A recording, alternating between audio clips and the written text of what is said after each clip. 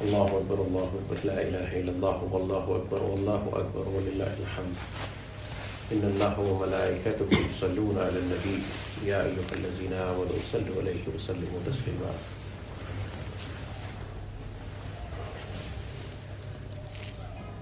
لوگوں کی دعائیں کیوں نہیں قبول ہوتی؟ اس سے بڑا عذاب کسی مسلمان پر نہیں ہو سکتا کہ اللہ اس کی دعائیں قبول کرنا بند کر دے۔ اور اکثر بہت چھوٹی چھوٹی باتیں ہوتی ہیں جن کی وجہ سے انسان اپنے آپ کو بد نصیب کر لیتا ہے۔ چھوٹی باتیں جن کو وہ چھوٹا سمجھتا ہے، جن کو انسان اہمیت نہیں دیتا، ہوتی تو بڑی باتیں ہیں لیکن انسان ان کو اہمیت نہیں دیتا۔ یہ انداز فکر کہ کیا فرق پڑتا ہے یار، سب چلتا ہے، یہ سب چیز انسان کو ایسے ہلاک کرواتی ہے کہ اس کا سب سے بڑا عذاب یہ ہوتا ہے کہ اس کو کہ اللہ کے ہاں اس کی دعائیں قبول ہونا بند ہو جاتی ہیں۔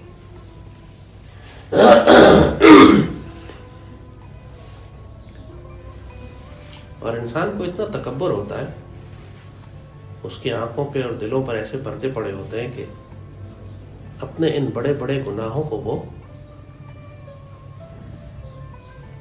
حقیر سمجھنے لگتا ہے۔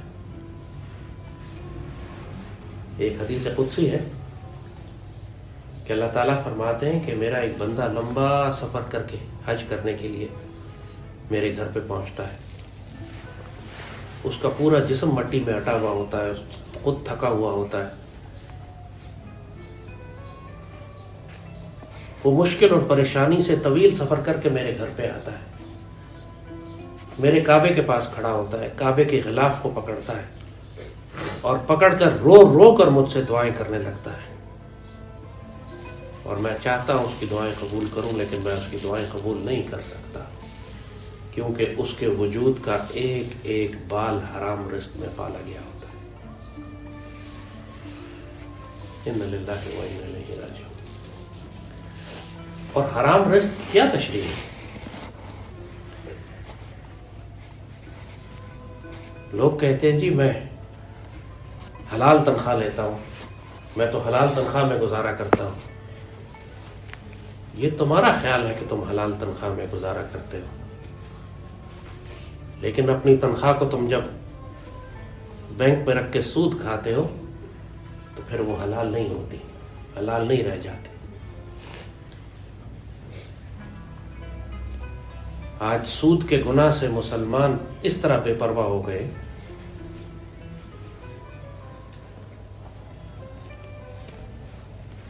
اور یہ سب سے بڑا عذاب جو آج کے دور میں اس معاشرے پر ہے۔ سیدی رسول اللہ نے فرمایا تھا کہ ایک وقت آئے گا کہ تم میں کوئی شخص باقی نہیں بچے گا جو سود نہ کھاتا ہو۔ ان للہ و انا الیہ راجعون۔ اور جو سود نہیں کھائے گا اس کو بھی سود کا دھواں پہنچے گا، اس کو بھی سود کا دھواں پہنچے گا، کیونکہ نظام پورا سود کا ہے نا۔ لوگ بینکوں میں پیسے رکھواتے ہیں، اس پہ سود لیتے ہیں۔ باقی کھلم کھلا حرام کام تو حرام ہی ہے، وہ تو سب کو پتا ہے کہ حرام ہے، کہ آپ نے رشوت لی ہوئی ہے، آپ نے کسی کا مال چوری کیا ہوا ہے، آپ نے کسی کا مال دبایا ہوا ہے، آپ نے کسی کی طرف پیمنٹ کرنی ہے وہ روکی ہوئی ہے۔ یہ جو کھلے حرام ہے وہ تو سب کو غلط معلوم ہے کہ غلط ہے۔ وہ جن کو انسان حلال سمجھتا ہے،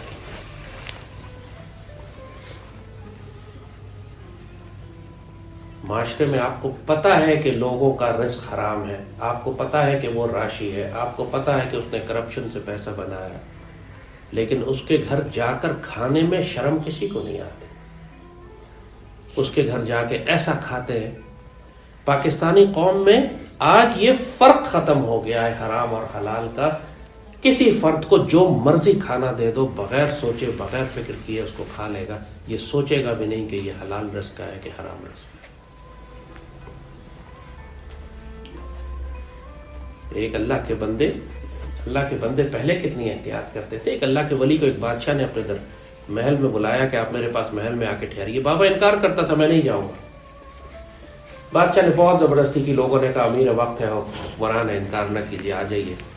بادشاہ کے محل میں چلے گئے، بادشاہ نے کھانا پیش کیا، کہتے نہیں کھاؤں گا، تو لوگوں پہ ظالمانہ ٹیکس لگا کے یہ پیسے جمع کرتا ہے۔ 3 دن بادشاہ کے محل میں رہے، ایک لقمہ نہیں کھایا کہ تو ظلم کرتا ہے، لوگوں پہ ٹیکس لگاتا ہے اور خون چوس کے لوگوں کا، یہ میں تیرا کھانا نہیں کھاؤں گا، ہاں پانی اللہ کا ہے وہ میں پی لوں گا۔ بادشاہ نے مجبوراً 3 دن بعد واپس بھیج دیا کہ بابا بھوکا مر جائے گا۔ حضرت شیخ عبد القادر جیلانی کے پاس خلیفہ اشرفیوں کی تھیلی لے کر آیا کہ حضور یہ نذرانہ ہے آپ کی خدمت کے لیے پیش کرتا ہوں۔ آپ جلال میں آ گئے، سونے کے اشرفیوں کو ہاتھ سے نچوڑا تو خون کے قطرے ٹپکنے لگے، فرمایا لوگوں کا خون چوس کر میرے پاس لاتے۔ بادشاہ خلیفۃ الوقت تر تر تر کانپنے لگا۔ اللہ کے بندے اس طرح احتیاط کرتے تھے۔ بزرگوں کا عام طریقہ تھا، کسی کو قرضہ دیتے تھے تو اس کے گھر کے سائے میں نہیں کھڑے ہوتے تھے کہ کہیں یہ سود میں شامل نہ ہو جائے، اس کے گھر سے تحفہ نہیں لیتے تھے کہ سود میں نہ شامل ہو جائے، کسی شخص کے یہاں جا کر کھاتے نہیں تھے جس کا رزق حرام ہو، جس کا رزق مشکوک ہو۔ آج کوئی احتیاط کرتا ہی نہیں ایسے۔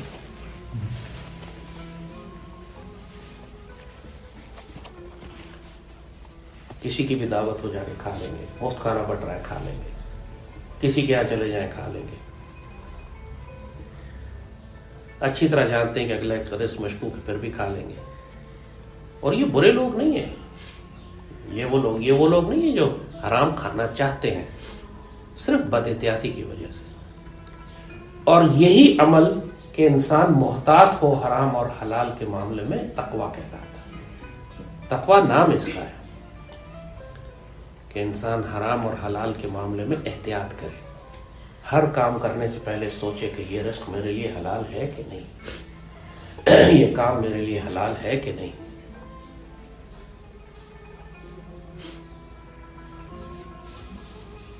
بہت سارے اللہ کے بندے ہیں، وہ جب کسی مشکوک جگہ پہ جاتے ہیں تو کھانا نہیں کھاتے، شادی بیاہ پہ بلانا پڑتا ہے، معاشرے میں جانا پڑتا ہے، لیکن وہاں جا کر وہ قیمت ادا کر کے آتے ہیں جیسے ہوٹل میں کھا کے آئے۔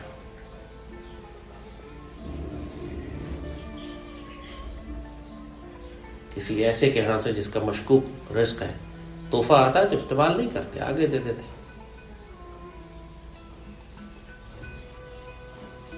ہر جگہ سے جہاں سے جو بھی کھانا آ جائے نہیں کھا لیتے جب تک یہ تسلی نہ ہو کہ یہ حلال مال سے خریدا گیا ہے۔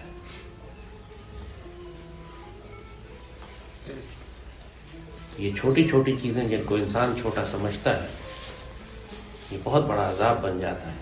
اور آج کے دور کا، ہر دور کا ایک فتنہ ہوتا ہے، اور ہمارے دور کا جو فتنہ ہے وہ حرام مال ہے۔ اس لیے اس امت کی دعائیں قبول ہونا بند ہو گئی۔ لوگ یہ نہیں دیکھتے کہ زکوٰۃ کا پیسہ ہے، لوگ یہ نہیں دیکھتے کہ صدقے کا پیسہ ہے، لوگ یہ نہیں دیکھتے کہ چوری کا پیسہ ہے، لوگ یہ نہیں دیکھتے کہ رشوت کا پیسہ ہے۔ جو کھلاؤ کھا لیں گے، ایک لمحے کے لیے کوئی انسان رک کے سوچتا نہیں ہے کہ یہ کوئی رسم مجھ پہ جائز ہے کہ نہیں۔ اور پھر یہی انسان جب اپنے خیال میں سب کچھ ٹھیک کر رہا ہوتا ہے زندگی میں، اور اللہ کے پاس جاتا ہے اور خانہ کعبہ کی دیوار پکڑتا ہے اور پردہ پکڑتا ہے اور گڑ گڑا کے روتا ہے، تو اللہ کہتا ہے میں تیری دعائیں نہیں قبول کر سکتا کہ تیرا پورا وجود حرام میں پلا ہوا ہے۔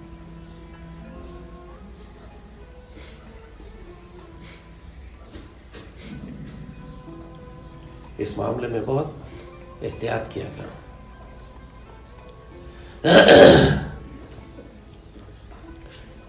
خاص طور پر غیر لوگوں کے معاملے میں، اپنے آس پاس دوستوں میں، ساتھیوں میں، گھر والوں میں، رشتہ داروں میں، جن کے ساتھ تمہارا روز کا ملنا جلنا ہے اور آپس میں لینا دینا ہے، وہاں تو تمہیں معلوم ہے اور وہاں پہ ایک دوسرے کے ساتھ لینا دینا چلتا ہے تمہارا، لیکن جب غیروں کے ساتھ معاملہ کرو جن کے رزق کا تمہیں معلوم نہیں ہے،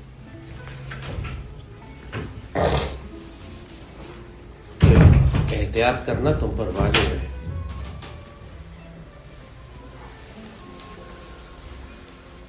بڑے لوگوں کی محفلوں میں ہم نے بزرگوں کو دیکھا ہے، بابے کی طرح جو بادشاہ کے محل سے بھوکا واپس آتا تھا، لوگ شادیوں پہ، بیاہوں پہ، اپنے گھر پہ فنکشن پہ بلاتے ہیں، پہلے اللہ کے بندے جاتے ہیں اور بھوکے واپس آ جاتے ہیں، کچھ نہیں کھاتے۔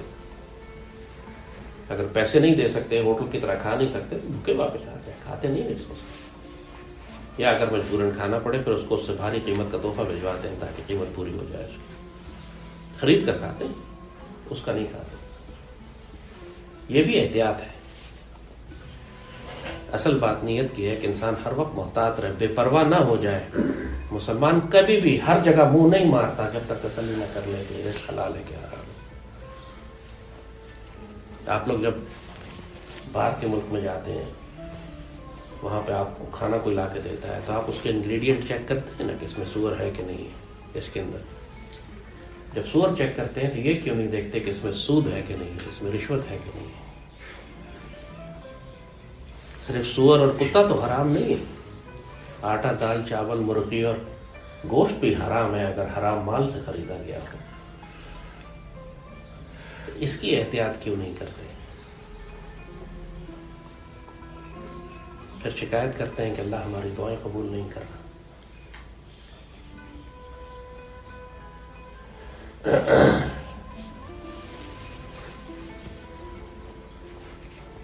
اللہ تعالی ہم سب کو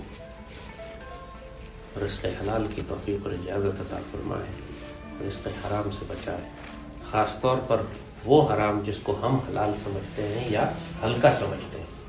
انسان کی ہلاکت اسی وجہ سے. اور اللہ کا فضل، آپ میں سے کوئی بھی، عام طور پہ کوئی مسلمان بھی جان بوجھ کے رشوت نہیں لیتا. کوئی جان بوجھ کر کسی کا مال دبا کے حرام اس کی جگہ پر زمین پہ مال پہ قبضہ نہیں کرنا چاہتا. لیکن شیطان جہاں سے پکڑتا ہے آ کے، وہ انسان کو یہ زوم ہوتا ہے کہ یہ میں اپنی حلال کی کمائی کھا رہا ہوں.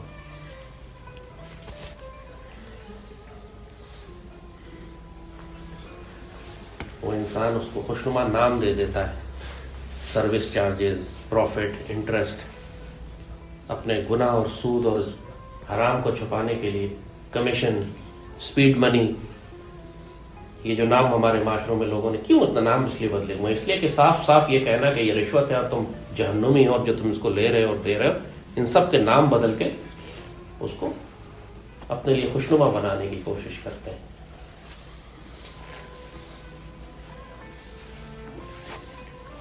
اگر کوئی مسلمان اللہ کی جانب سے مسلمانوں کے ذمہ دار بنایا گیا ہے، اس کو اس کام کی تنخواہ ملتی ہے، اس کی سیلری ملتی ہے اس کو ایک ڈیوٹی کرنے کی، اس کے بعد اگر وہ مسلمانوں سے اس کے علاوہ کوئی اور تحفہ یا پیسہ قبول کرے، وہ حرام ہے. یہاں پہ تمام سرکاری ملازم اپنے باپ کا حق سمجھتے ہیں لوگوں سے اوپر کی آمدنی، یا کوئی سائل اگر آتا ہے کام کروانے کے لیے تو اس سے تحفہ، چاہے سگریٹ کی ڈبی کیوں نہ ہو. یہ ایک سگریٹ کی ڈبی تم کو جہنم میں لے جائے گی، تمہاری ساری زندگی کے اعمال ضائع کر دے گی، تمہاری دعاؤں کی قبولیت رک جائے گی. جس کو لوگ کتنا ہلکا سمجھتے ہیں کہ ایک بوتل لے آئے اور ایک سگریٹ کی ڈبی لے آئے. یہ چیزیں انسان کو ہلاک کرواتی ہیں جن کو وہ ہلکا سمجھتا ہے.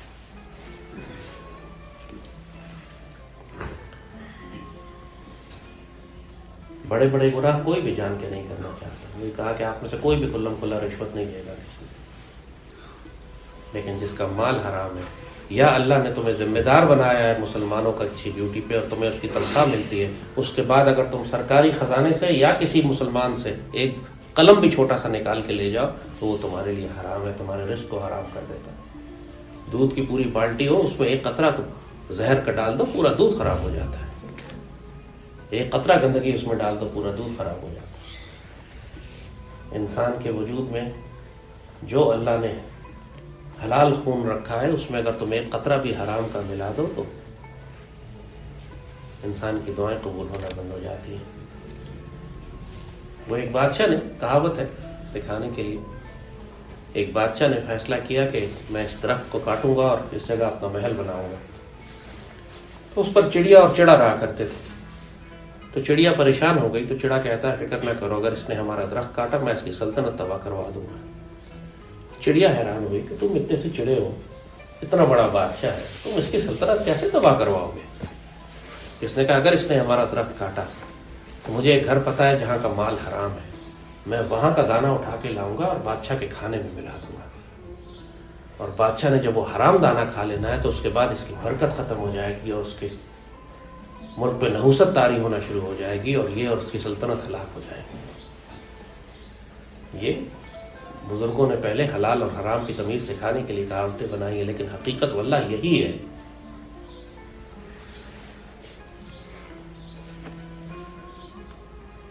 اور وہ انسان جو نہیں جانتا، جو سیدی نے فرمایا کہ انسان سود نہیں کھائے گا لیکن اس کا دھواں پہنچے گا، اس کا کفارہ دینے کے لیے کثرت سے صدقہ کیا کرو، کثرت سے صدقہ کیا کرو۔ صدقے کو لوگ ہلکا سمجھتے، ہلکا نہیں، اللہ کے جلال کو ٹھنڈا کرتا ہے صدقہ، اللہ کے غصے کو ٹھنڈا کرتا ہے صدقہ، تمہاری بہت ساری غلطیوں کو، کوتاہیوں کو درگزر کرتا ہے، معاف کرواتا ہے اللہ سے۔ صدقہ تمہیں اس قابل کرتا ہے کہ تمہیں لوگوں کی دعائیں لگیں۔ جو لوگ صدقہ نہیں کرتے ان کو دعائیں نہیں لگتی، کوئی کرے بھی دعائیں ان کے لیے تو نہیں لگتی، جیسے کوئی دعا کرے بھی تو اللہ قبول نہیں کرتا۔ اگر کوئی اور بھی آپ کے لیے دعا کرے اور آپ صدقہ نہیں دیتے اور آپ کا رزق اور آپ نے اپنے اوپر پردے لگائے ہوئے ہیں حرام کے، تو دعا آپ تک نہیں پہنچتی، نہ آپ کی قبول ہوتی ہے نہ کسی اور کی۔ اور یہی فساد ہے معاشرے کا، کیا کہ لوگوں کے تمام، اس سے بڑا عذاب قوم پہ اور کسی فرد پہ کیا ہوگا کہ اللہ اس کی دعائیں قبول کرنا بند کر دے اور مسلمانوں کی دعائیں اس کے حق میں قبول نہ ہو اور ملائکہ کی دعا اس کو فیض نہ پہنچائے۔ ان چیزوں کو چھوٹا نہیں سمجھا کرو۔ کسی کا مال دینا ہے، کسی کے پیسے دینے، اسی لیے حکم ہے دین میں ترازو جھکتا ہوا رکھو۔ ترازو جھکتا ہوا رکھو، مطلب سمجھتے ہو نا اس کا؟ اگر کسی کو تم نے 100 روپے دینے ہیں تو 110 روپے دے دو، تاکہ وہ غلطیاں، کوتاہیاں، کوئی کمی، کوئی بیشی، کوئی چیزوں کے حساب میں معاملے میں کوئی شک، بہتر ہے کہ تم دینے والا ہاتھ ہی رکھو، لینے والا ہاتھ نہ رکھو۔ اور لوگوں پر احسان کرنے والا معاملہ رکھو، صرف حساب نہ کرو پیسے کا، اس کو بھی دو جو ڈیزرو کرتا ہے، اس کو بھی دو جو ڈیزرو نہیں کرتا۔ ایک مرتبہ سیدی رسول اللہ صحابہ کرام کے ساتھ ایک سفر سے واپس تشریف لا رہے تھے، تو ایک صحابی، ان کی جو اونٹنی تھی وہ چل کے نہیں دیتی تھی، سب سے بیمار اور سب سے کمزور، اور سب صحابی ان کا مذاق اڑا رہے تھے کہ تمہاری اونٹنی چلتی نہیں۔ اب ظاہر ہے سیدی کے پیارے تھے، ان کو باقی ساتھی بھی پیارے تھے، لیکن یہ بیچارے ذرا مسکین تھے، ان کو بیچارے کوشش کر رہے ہیں اپنی اونٹنی چلانے کی، مگر وہ چلتی نہیں۔ تو سیدی کو ان پر پیار آ گیا، اور ویسے بھی ان کی شادی ہوئی تھی اور وہ گھر جانے کی جلدی تھی ان کی، اور نئی نئی شادی تھی، گھر شروع کر رہے تھے اپنا۔ تو سیدی نے اپنی اونٹنی بھگا کے ان کے ساتھ کر لی اور اپنی چھڑی پیار سے اس اونٹنی کو ماری۔ جیسے ہی ماری وہ اونٹنی، اس کے اندر اللہ نے کرم کیا، وہ بجلی بھر گئی اس کے اندر، سب سے طاقتور اونٹنی بن گئی وہ، اور سب سے آگے آگے بھاگنے دوڑنے لگی۔ اب سارے صحابہ وہ ہو گئے، ان کے پاس جا کے کہہ رہے اونٹنی بیچو گے؟ تو وہ کہہ رہے اب تو نہیں بیچتا میں۔ اب سب کو وہ ٹربو چارج اونٹنی تھی، وہ بالکل اس میں پاور پیک ہو گیا اس کے اندر، انہوں نے کہا اب تو سب کوئی کہہ رہا ہے کہ یار یہ اونٹنی مجھے چاہیے، انہوں نے کہا نہیں اب تو نہیں بیچتے۔ تو سیدی پھر خود ان کے پاس گئے اور سیدی نے پھر پیار سے کہا مجھے بیچو گے؟ میں کہا سیدی آپ کو میں کیسے انکار کر سکتا ہوں، حکم فرمائے، یہ اونٹنی آپ کی۔ تو سیدی نے کہا نہیں، قیمت بتاؤ کیا۔ انہوں نے قیمت اپنے خیال میں بتائی، سیدی نے کہا نہیں کم زیادہ کرو، انہوں نے بڑی بھاری قیمت بتائی۔ سیدی نے کہا سودا ہو گیا ہمارا۔ اب جناب وہ صحابی اور بھی خوش کہ اونٹنی بھی زبردست ہو گئی اور اچھی قیمت پہ بک بھی گئی، اور اب تو پروفٹ ہی پروفٹ، اور سیدی بھی راضی۔ تو جب مسجد نبوی میں پہنچے تو سیدنا عثمان کو سیدی نے بلایا، ان کا ان کو جتنے ہم نے درہم طے کیے ہیں، اس زمانے میں درہم تول کے دیے جاتے تھے، کہ جتنے درہم ہم نے طے کیے وہ ان کو دو۔ اب سیدنا عثمان جب درہم تولنے لگے تو یہاں پہ تربیت، مزید تربیت بھی جاری۔ سیدی نے فرمایا ترازو جھکتا ہوا رکھو، ترازو جھکتا ہوا رکھو۔ وہ صحابی اور خوش ہو گئے، ایک تو بھاری قیمت اور اس کے اوپر ترازو بھی جھکتا ہوا، یعنی زیادہ مل رہا ہے آپ کو وزن سے۔ تو انہوں نے فوراً جب سیدی نے فرمایا لو تمہارا نصیب لے جاؤ گھر، اور اپنے گھر والوں کو دو اور خوشیاں مناؤ، اللہ نے تم پر کرم کیا۔ انہوں نے جلدی جلدی سارے وہ درہم سمیٹے اور اپنے چادر میں باندھے، اور لے کے جب مسجد شریف سے باہر بھاگنے لگے سیدی نے روک لے، رکو۔ انہوں نے مڑ کے سے جی سیدی اپنا اونٹ بھی ساتھ لے جاؤ۔ اللہم صلی وسلم وبارک علی سیدنا محمد وعلی آلہ وصحبہ۔ یہ احسان کرنے کا طریقہ۔ ایسا سودا کیا ہے کسی کے ساتھ؟ کبھی ایسی ڈیلنگ کی ہے کبھی کسی کے ساتھ؟ ایسی ڈیلنگ کیا کرو، ایسے سودے لوگوں کے ساتھ کیا کرو، ان کی عزت نفس کی بھی حفاظت ہوتی ہے، ان کو محسوس بھی نہیں ہوتا اور تم ان پر احسان کر جاتے ہو. جب اللہ کا بندہ کسی دوسرے بندے کے ساتھ ایسا معاملہ کرتا ہے، اس کی عزت نفس کی حفاظت کر کے اس کی ضرورت پوری کرتا ہے، اس کے پردے رکھتا ہے، پھر اللہ بھی اس کے غلطیاں کوتاہیاں درگزر کر کے اس کے پردے رکھتا ہے، لاج رکھتا ہے. بڑا غیرت والا رب ہے وہ.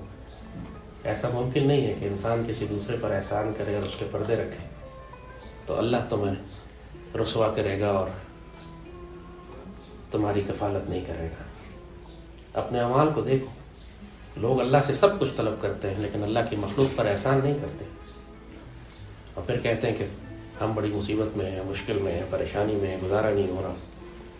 اس کی وجہ صرف یہی ہے، کیا تم نے احسان کیا اللہ کی مخلوق پہ؟ کیا تم ترازو جھکتا ہوا رکھتے ہو؟ کیا تم لوگوں پر احسان کرنے والے ہو؟ لوگ کہتے ہیں ہمارے پاس تو پیسے ہی تھوڑے ہوتے ہیں، ہم تو ویسے ہی گزارا مشکل سے ہوتا ہے، ہم کیسے احسان کریں، ہم کیسے کسی کو دیں، اپنا ہی گزارا مشکل سے ہو رہا ہے. یہی فرق ہے، یہی فرق ہے. اپنا گزارا نہ بھی ہو رہا ہو تب بھی اللہ کی راہ میں دو.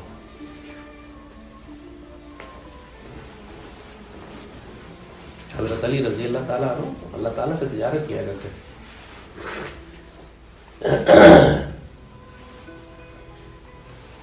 جب مصیبت پڑتی، پیسوں کی ضرورت ہوتی تو جو پیسے ہوتے وہ صدقہ کر دیتے. میرا مالک مجھے دے گا، میری ضرورت پوری کرے گا. اور ہوتا یہی تھا پھر اسی طریقے سے.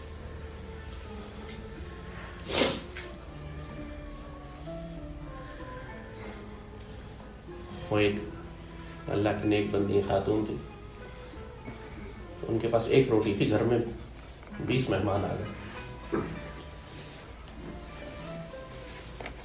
تو انہوں نے کہا میں کیا کروں؟ باہر سے فقیر مسکین گزر رہا تھا، انہوں نے وہ روٹی اس کو صدقہ کر دی. گھر میں 20 مہمان آ گئے، ایک روٹی ہے، اسی سے گزارا کروانا تھا، وہ روٹی صدقہ کر دی. روٹی صدقہ کر دی، ختم ہو گئی، وہ بھی نہیں رہی. تھوڑی دیر کے بعد ایک آدمی آیا کہ کسی نے آپ کے لیے تحفے میں 5 روٹیاں بھجوائی. انہوں نے کہا نہیں یہ میرا تحفہ نہیں ہے، کسی اور کا ہوگا، لے جاؤ. تھوڑی دیر بعد ایک اور آدمی آیا جی کسی نے آپ کے لیے 10 روٹیاں تحفے میں بھجوائی. انہوں نے کہا نہیں یہ میرا نہیں ہے، کسی اور کا. تھوڑی دیر میں ایک آدمی آیا کہ جی آپ کے لیے 20 روٹیاں تحفے میں. کہتے ہاں یہ میرا، یہ لیا. آپ کو کیسے معلوم ہے؟ کہتے ہیں اللہ نے کہا ہے کہ تم جو خرچ کرو کہ میں 20 گنا تمہیں دوں گا. تو میری وہ باقی روٹیاں میری نہیں تھی، میری 20 گنا والی. یہ اللہ پہ کانفیڈنس اور ایمان رکھو نا. جب تمہارے پاس تھوڑا ہو، جب تمہارے پاس نہ ہو، اس میں بھی صدقہ کرو، پھر دیکھو اللہ تمہارے ساتھ کیا کرتا ہے. صدقہ دینے سے کبھی مال کم نہیں ہوتا. غریبوں مسکینوں یتیموں کی کفالت کرنے سے کبھی تم غریبوں کے بھوکے نہیں مر جاؤ. انسان اسی خوف میں پھنسا رہتا ہے کہ میرے پاس اپنا تھوڑا ہے، میں کیسے دے دوں. جس دن انسان نے اس خوف کو مار لیا، اس دن اس کو رزق حلال کی اور حقیقت اور اللہ تعالیٰ کے کرم اور فضل اور اللہ کے دیے ہوئے رزق کریم اور حیات طیبہ کا لطف آنے لگے گا. جب ہو تمہارے پاس اس وقت تو ہر کوئی دے سکتا ہے. دینے کا مزہ اس وقت ہے جب تمہارے پاس کچھ بھی نہ ہو، تم جو ہے وہ تقسیم کر دو. کتنی دفعہ سعیدی نے کیا ہے، کتنی دفعہ ساری سعیدی کی یہ سنتیں کیوں نہیں یاد رہتی لوگوں کو؟ میٹھا کھانا یاد رہتا ہے، یہ یاد رہتا ہے.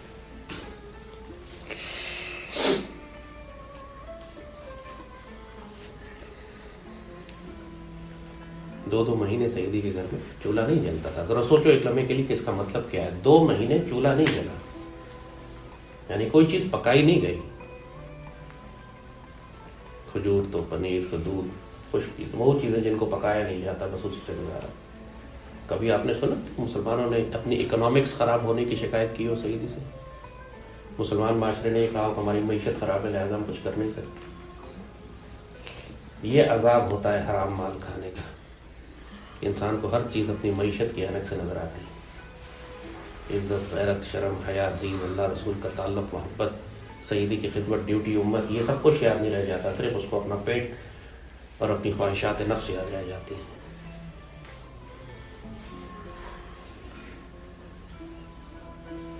اللہ سے دعا بھی کرو اور کوشش بھی کرو. احسان کا معاملہ رکھو، رزق حلال کو تیار کرو اور کوشش کرو، بہت زور سے کوشش کرو کہ سود کا دھواں بھی تم تک نہ پہنچے. اسی کوشش کا نام تقویٰ ہے. کوشش تو کرو نا, ایسی بے پرواہ زندگی تو نہ گزارو گے, فرق ہی نہ پڑے, ہر جگہ منہ مارتے چلے گئے جہاں سے گزرے.